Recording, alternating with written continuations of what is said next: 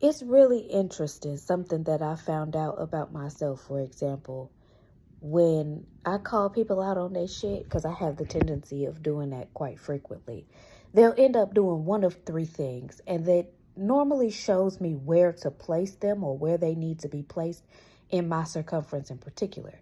One of the things that they'll do is be like, "Oop, you clocked me. Heard, received, I got you." And we move on. Another thing that they'll do is they tend to get defensive and want to kind of go back and forth with me from a defensive standpoint, almost as if I was attacking them.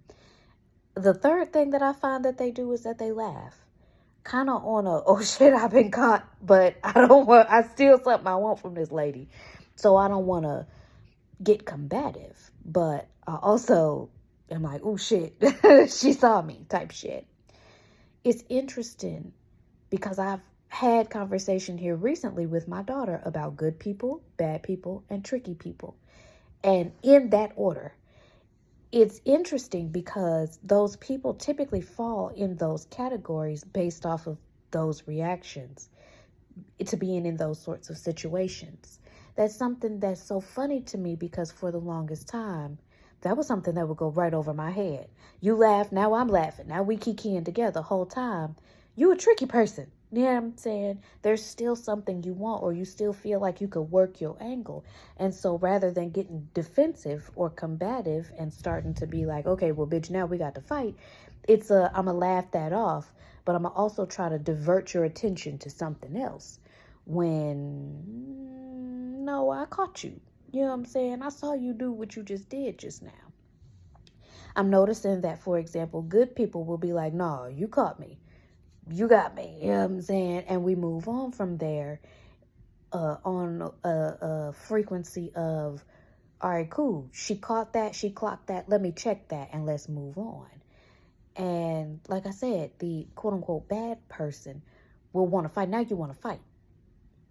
Rather than facing yourself, rather than facing the fact that I clocked what I clocked, I caught what I caught. Now you want to argue. Now you want to fight.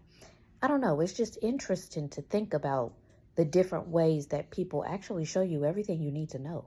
They show you everything. They tell you everything you want to know. You know what I'm saying? They show you everything you need to see long before they ever have the opportunity to cross you up or fuck you over in different sorts of ways. And it's all in how you're going to respond to the information given to you. You know what I'm saying? I can very easily take that information and be like, oh, okay, well, let me just pocket that red flag, or, let me just kiki and move on. But the space that I find myself in currently is that, like, nah, I see what I see, and I'm going to take that for what it is the very first time. I'm going to listen to myself 313 when I look up at the clock. I'm going to take what you gave me and ingest it.